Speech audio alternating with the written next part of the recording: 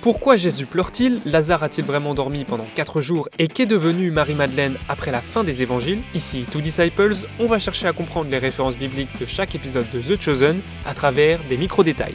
3, 2, 1, c'est parti!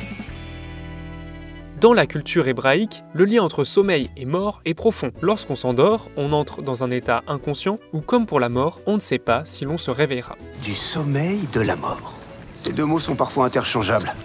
Apparemment, seul Dieu connaît la différence. La Gemara, un recueil de commentaires rabbiniques, va même plus loin. Elle dit que le sommeil est 1/60e de la mort. Et de la même manière, le Shabbat est 1/60e du royaume à venir. Comme pour dire que c'est un avant-goût du repos éternel. Dans cet épisode, cette notion prend tout son sens lorsque Jésus dit que Lazare dort. Ce mot est d'ailleurs également utilisé pour la fille de Jaïr dans l'évangile de Marc. D'autant plus que Jésus, en tant que Messie, est celui qui a le pouvoir d'appeler les morts à la vie. D'autre part, les Juifs croyaient que l'esprit du mort restait au-dessus de son corps pendant 3 jours. C'est le 4e jour qu'il est là. Tu as conscience, j'en suis sûr, que ce n'est qu'un détail. Si Jésus attend donc le 4e jour, c'est pour montrer que son esprit a déjà quitté son corps et qu'il est autre part. Mais attention, lorsque Jésus crie « Lazare! Viens dehors !» il le fait en nommant spécifiquement son ami. Pourquoi? Parce que ce n'était pas encore le moment de réveiller tous les morts. Vous imaginez le bazar? Paul, dans la lettre aux Éphésiens, au chapitre 5, reprend cette même idée en élargissant la résurrection à une dimension spirituelle et pas seulement physique. Jésus pleura.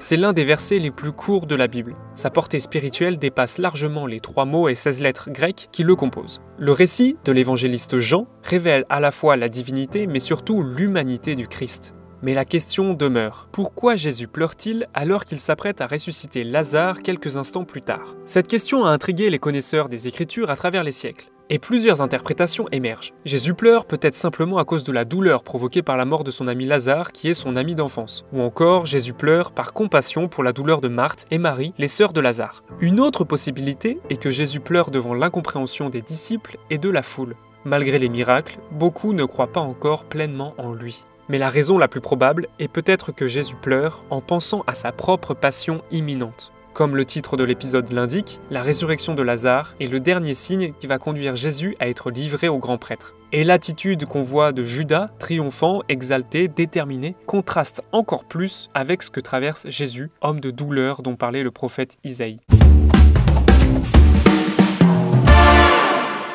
Marie-Madeleine occupe une place prépondérante tout au long de l'épisode.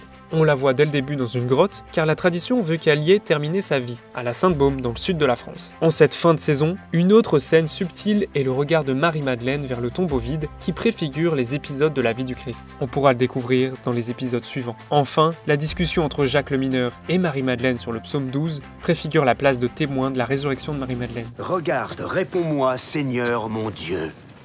Donne la lumière à mes yeux, garde-moi du sommeil de la mort. C'était les Two Disciples, retrouvez-nous sur notre chaîne YouTube. Dites-nous en commentaire quel micro-détail biblique vous avez repéré ou quel personnage vous aimez le plus dans cet épisode. Soyez bénis.